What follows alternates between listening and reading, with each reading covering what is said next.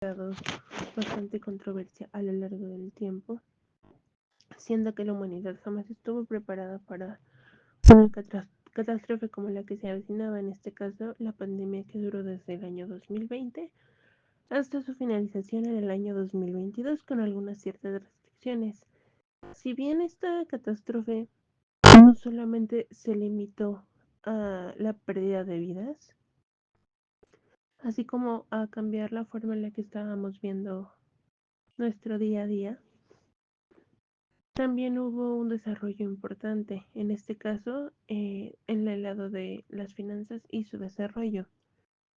Se plantea que la pandemia y las guerras son los nuevos desafíos que los bancos centrales del mundo tendrán que afrontar en los próximos años. La escalada mundial de la inflación que puso un abrupto fin a décadas de aumentos moderados de los precios se produjo en medio de una incitada influencia de crisis, la pandemia mundial y la invasión de Rusia de Ucrania. Lo que los economistas han de plantearse ahora es qué enseñanzas pueden extraerse de esta era en términos de política monetaria. Tal vez cabe empezar con las lecciones de la pandemia y la guerra que revisten interés para la política monetaria. Aún así, a la larga, el mundo retorna en un contexto de tasas de interés bajas y poca inflación. La mayoría de los economistas no vieron venir el aumento de la inflación y tenemos que entender por qué y cómo quizá deba modificarse la política monetaria de aquí en adelante. Pero algunos efectos de la crisis, además de una fuerte inflación, perturbaciones de la cadena de suministros, mayores barreras comerciales, también pueden prolongarse mucho más tiempo o intensificarse en este caso. Esto podría comprometer la estabilidad macroeconómica en todo el mundo y en especial en los mercados emergentes. Si bien podemos tener algunos puntos en los que se pueda prevenir esto, vamos a ahondar un poco más en cómo fue que el mundo se enfrentó a los cambios tan bruscos que al menos durante ese momento se dieron. En primer lugar, tenemos la reducción de tasas de interés. En Centroamérica y República Dominicana se aplicaron medidas contracíclicas, aunque su impacto en la actividad económica fue limitado, según análisis econométricos, políticas fiscales y regulatorias tuvieron una mayor relevancia. En el caso de Colombia, el Banco de la República redujo las tasas en 150 puntos básicos para aliviar la carga financiera de deudores, aunque se destacó que su efecto en el consumo e inversión sería más notable a mediano plazo.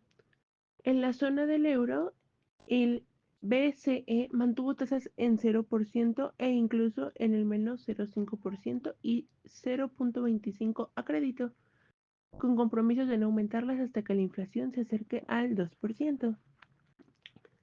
Como segundo punto, tuvimos los programas de compra de activos. La BCE amplió el programa PEPP, entre paréntesis. Entre paréntesis podemos nombrarlo como la compra de bonos de emergencia en 500 mil millones de euros hasta marzo de 2022 y reinvirtió en vencimientos hasta 2023. También continuó compras bajo el APP, estas valuadas en 20 mil millones mensuales de euros. El objetivo era garantizar la liquidez y estabilidad en los mercados financieros, evitando interferencias con la política monetaria. Como tercer punto tenemos las facilidades de liquidez y crédito. Para el caso del TLTRO, condiciones más favorables para préstamos bancarios, extendiendo plazos y aumentando montos disponibles de hasta un 55% de los préstamos computables, incentivos para mantener el crédito a empresas y hogares, flexibilización de garantías. En esto se refería a una admisión temporal de activos de menor calidad como colateral en operaciones de liquidez extendida hasta junio de 2022 y las operaciones Peltro. En este caso se refería a la liquidez adicional mediante subastas de financiación a plazo. En cuarto lugar, tendríamos la estabilidad financiera y supervisión. Recomendaciones del FMI. Los bancos centrales debían monitorear riesgos no bancarios, en este caso fondos de inversión, y promover reestructuraciones temporales de deuda para afectados por la pandemia. La cooperación internacional fue clave para evitar las crisis de liquidez. La resiliencia bancaria también jugó un papel muy importante. Aunque los bancos mostraron mayor solidez que en 2008, se enfatizó la transparencia de renegociaciones de préstamos. En este caso, debido a todos los cambios que se estaban dando y las pérdidas de trabajo que seguían suscitándose. Como quinto punto tenemos los impactos y desafíos. La efectividad limitada, en este caso, en CART, las políticas monetarias tuvieron un impacto reducido en el PIB, sugiriendo que otras medidas fiscales fueron más efectivas.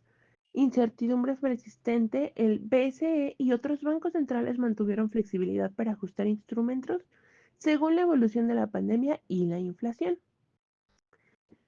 Como unos ejemplos regionales adicionales, podríamos agregar que República Dominicana, en cuestión a BCR, mantuvo su tasa anual en 3.5 anual. República mantuvo su tasa en 1.75% durante 2020 y 2021, priorizando una postura expansiva. Podríamos decir que durante la pandemia, las políticas monetarias combinaron estímulos tradicionales, en este caso tasas bajas, con herramientas no convencionales, en este caso compras de activos y facilidades de liquidez, aunque su eficacia varió según el contexto regional y la coordinación con otras políticas económicas.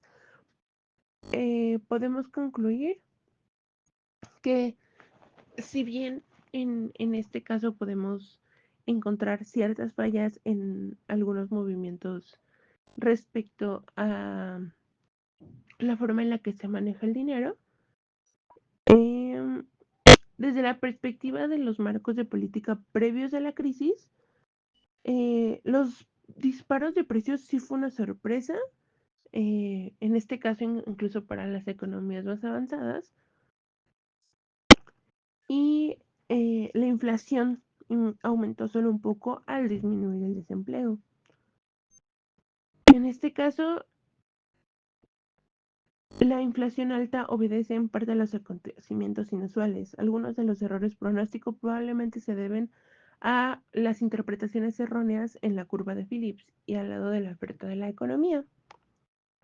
Actualmente la mayoría de países se siguen recuperando de estas luchas y los bancos centrales siguen liderando las luchas contra la inflación, apoyándose de otras políticas que pueden llegar a ser útiles. Las políticas para tener los riesgos de fragmentación en el comercio mundial reducirán el riesgo de shocks de la oferta y ayudarán a estimular el producto potencial a escala mundial.